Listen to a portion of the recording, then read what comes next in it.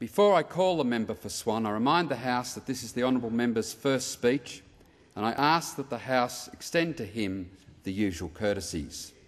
The member for Swan. Thank you, Mr Speaker, and thanks to my parliamentary colleagues. As I rise to speak today, I congratulate the Speaker on his election and to all the other members on their success in the 2007 election. I'd like to thank the people of Swan for putting their trust in me, and in return I pledge to represent you with the same determination as I and my dedicated campaign team of volunteers displayed during the campaign. I will ensure your voices are heard loud and clear on this side of the Nullarbor and most importantly in Parliament. Last week I was fortunate enough to hear the former Wallabies captain speak, John Eales, and he reminded me of some good advice I had received from friends before I entered the political arena. Be yourself and don't change. Good advice. I will do that today and give you some history of myself and my family and the values and beliefs that have helped lead me here today. I'd like to put on record that I actually live in the electorate I represent and that I'm extremely proud to represent the federal seat of Swan. I acknowledge all the previous members of Swan, particularly the three previous members, Don Randall, the member for Canning, Kim Beazley, a former Deputy Prime Minister, and Kim Wilkie, and recognise their contributions. I'm going to tell you about the electorate of Swan, and with respect to the other new members who have spoken before me, I will state that the electorate of Swan is a great place to live, and the people who live there are fantastic and as diverse as you will find in any electorate in Australia. I will not lay claim to the electorate being heaven or paradise, but there is no other electorate that I would rather live in or represent in this place. The electorate of Swan is east of Perth, and it takes its name from the famous river which forms one of its electorate boundaries. The Swan River was the birthplace of European settlement on the western coast of Australia. It is the scene of much cultural and community activity, the site of festivals and concerts, a meeting place for family and friends, with sailing, skiing, restaurants, barbecue and picnic areas along its foreshore. Mr Speaker, Swan has many landmarks, institutes and buildings that add to its character and gives the residents plenty of opportunities for varying education, entertainment, lifestyle and family recreational activities. We have the Belmont and Ascot racecourses, the Perth Zoo, the Burswood Casino, Curtin University, Cannington Greyhounds, Clontarf Aboriginal College, 3 golf courses, the Perth Football Club, more than 50 primary and secondary schools, including a TAFE college and 3 Islamic schools, the Perth domestic and international airports, the State Tennis Centre, and many more clubs and associations that the constituents of my electorate participate in. Another popular waterway, the Canning River, provides a natural border on the southern side of the electorate which spans over 108 square kilometres, encompassing a variety of industries, small business and professional offices. Swan has about 21,000 businesses, far more than any other electorate in WA, and includes the intrastate and interstate freight and transport terminals, both road and rail. This is vital to the West Australian economy, as are all businesses in our great state. After being involved in small business for more than 25 years, I understand the commitment and sacrifice that the small business people of Australia make to strive and achieve their goals in life. They are a major employer in Australia but are treated with indifference by the vast majority of Australians due to the demonising of them by the ALP and union advertising during the election campaign in past decades. No doubt the new government will wind back the clock to make it harder to run your business with draconian compliance regulations and the reintroduction of unfair dismissal laws which will act as a disincentive to employ staff. Shame. Being a small businessman or ex-small businessman, I know that just means small businessmen will work harder and longer hours to make sure they don't have to bear the risk of financial ruin under unfair dismissal laws, which is exactly what they will be, unfair. The Liberal Party in opposition will continue to support small business in Australia and fight for you to ensure the government provides the necessary framework for you to prosper and run your business with a minimum of interference.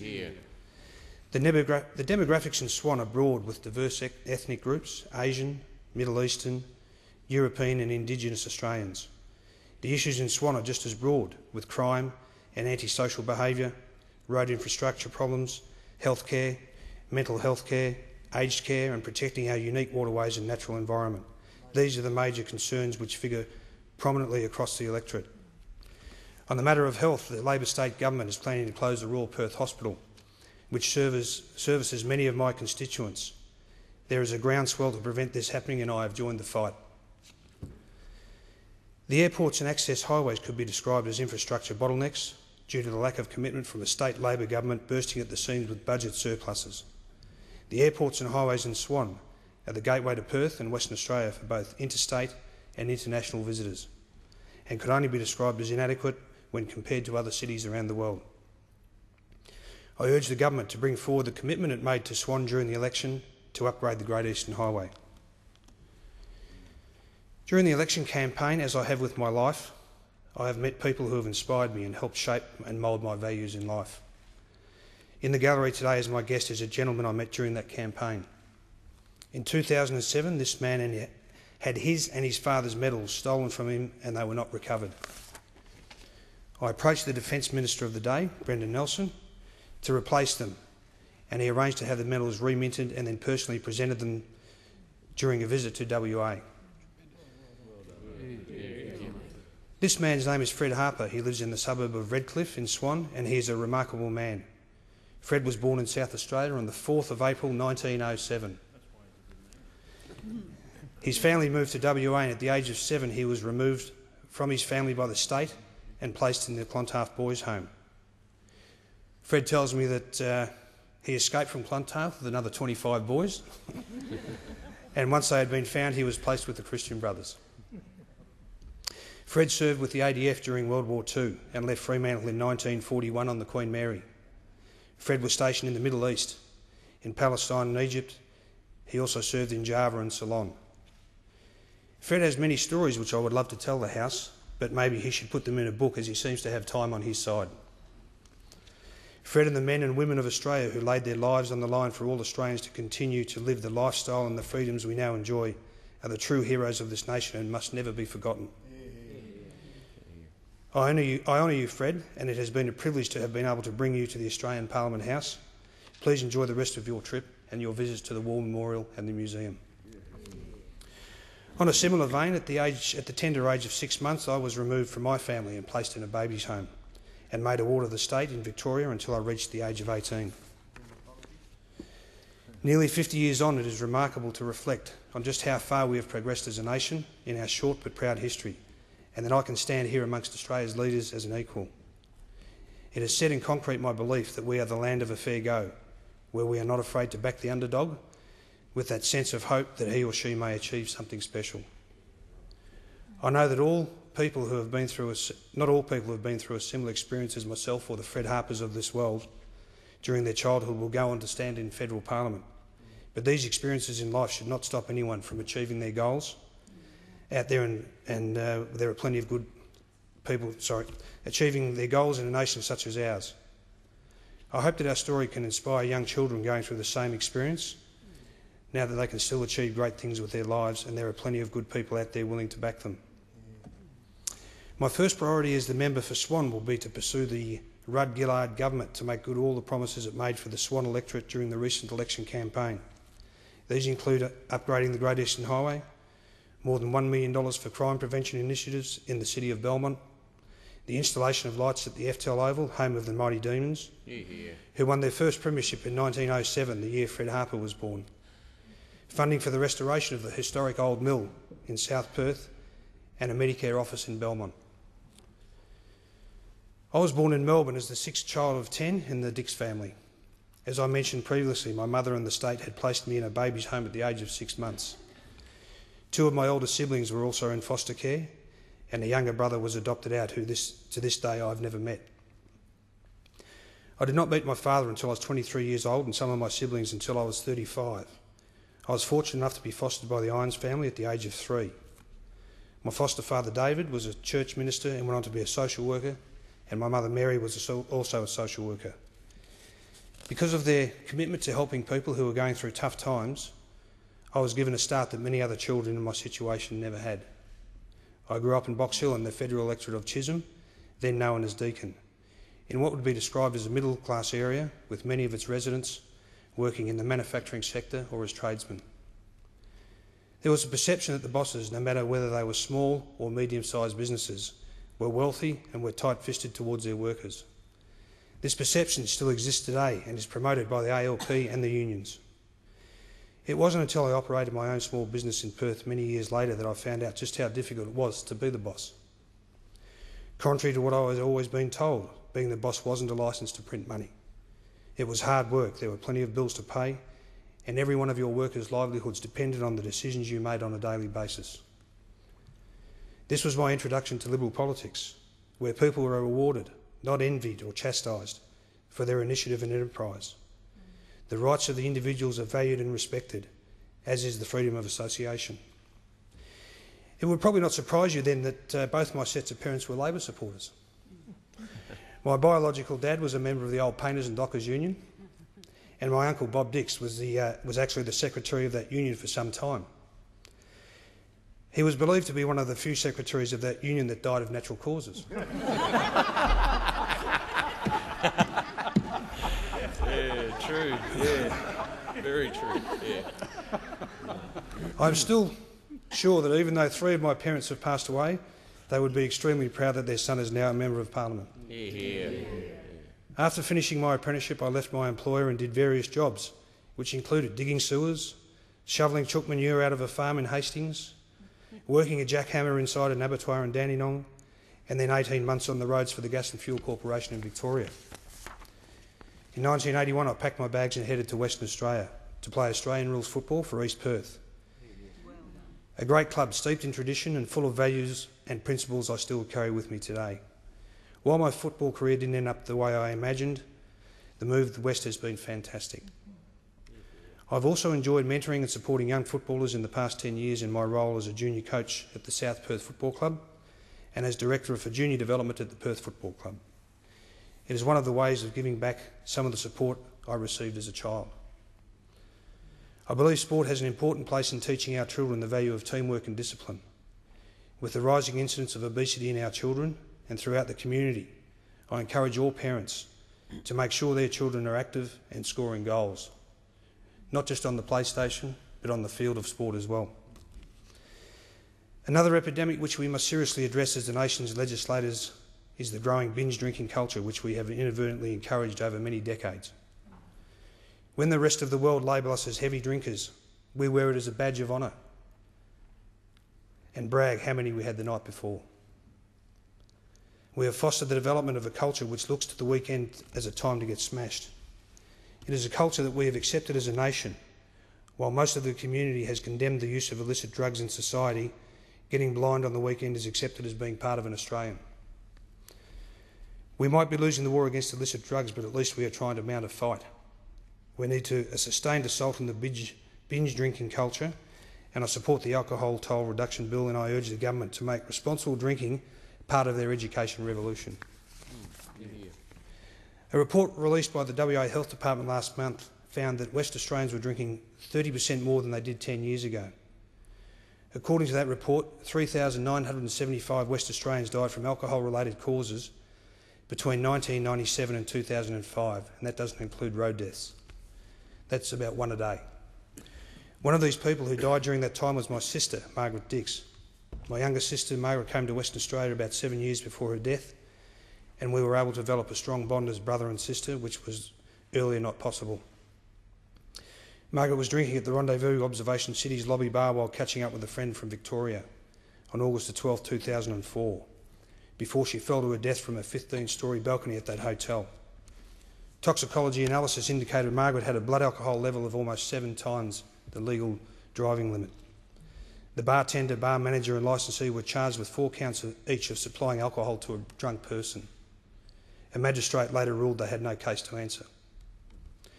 Unfortunately, Margaret is not the only sister I've lost to an alcohol-related incident. My older sister, Jennifer, was killed in a hit-and-run accident by an alleged drunk driver in Victoria more than 35 years ago. Now, I'm not a wowser, and I'm certainly no saint when it comes to alcohol. I enjoy a few beers on a warm day and a couple of glasses of wine with friends.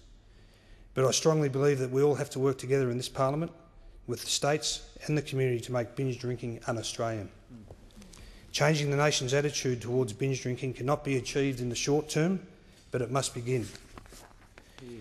It will be a long-term battle that has the potential to change the very nature of our national identity, but it will help save relationships, marriages, jobs, sporting careers and lives. I dedicated my victory in Swan last November to my sister Margaret, and I'm committed to making sure that all Australians understand the dangers of excessive alcohol consumption. Someone else who has given me an inspiration ever since the day he was born was my son Jared. Jared was born in 1992 during one of the toughest periods of my life, coming out of a recession we had to have. He gave me a new purpose in life, and since he came to live with me 3 years ago, we have been great mates in our home in South Perth. At a young age, Jared has given me great support during the campaign and has been a constant reality check for me since he came to live with me. Jared is in the gallery today, and I salute you, Jared, and I hope we have many more years of mateship ahead and you achieve all your dreams in your life. I'd also like to thank my mother and family for all the love and support they gave me whilst growing up and the support they offered during my run for federal parliament.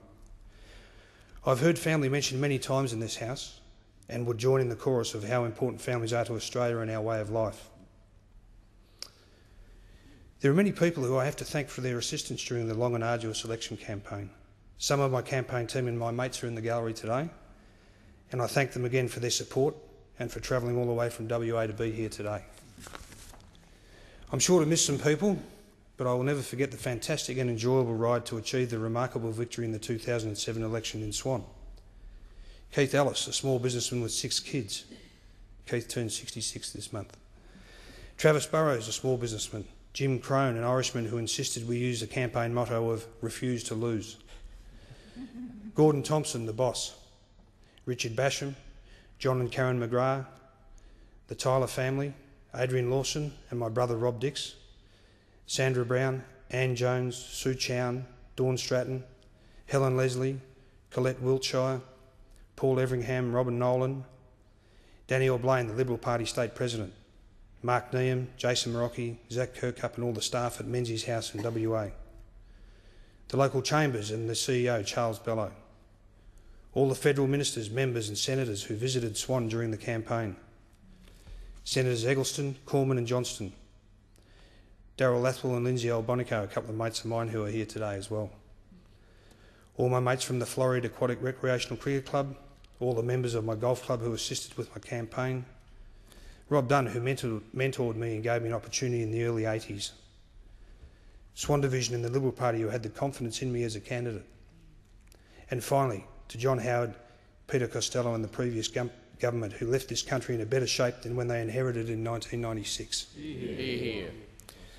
On February the 13th this year I was in Parliament when the apology was given to Indigenous Australians, and I think it was an important initial step in the process of resolving the real problems Indigenous Australians face today. However, I believe this apology disregarded the good that can come from removing children from abusive situations. Perhaps one day we should apologise to all the young children of Australia who were not saved by being removed from an abusive or non-caring parents. I mentioned the case of the young 7-year-old girl, Shelley Ward, who died last year after being seriously neglected by her parents, and I call on all communities to make a concerted effort to bring cases like this to the attention of the proper authorities. We should have also thanked and congratulated all foster parents and staff of institutions who have cared for these children during the past century. The efforts and sacrifices they make are underestimated and should be recognised officially. On a matter of compensation, which continues to be debated throughout Australia, I call on the Rudd-Gillard government to establish a compensation fund which all Australians can donate to. This will give the population of Australia the opportunity to show their level of commitment to compensation. In finishing, I would like to voice my concern on reports that the federal government plans to change the requirements for provisional voters to prove their identity on polling day. Surely a country that sends delegates overseas to observe the fairness of other countries' elections would not introduce a system where someone could easily vote without proof of identity. Our citizens need proof of identity to get a passport, a motor vehicle licence and many other licences and registrations just to perform normal day-to-day activity. But we have a government that is promoting the idea of don't bother to register, just turn up and vote, and while you're at it, vote early and vote often. I look forward to the next 3 years in this House with a fantastic opposition team with the sole purpose of gaining back the role of government. Not because we were born to it, we are just better at it. Thank you.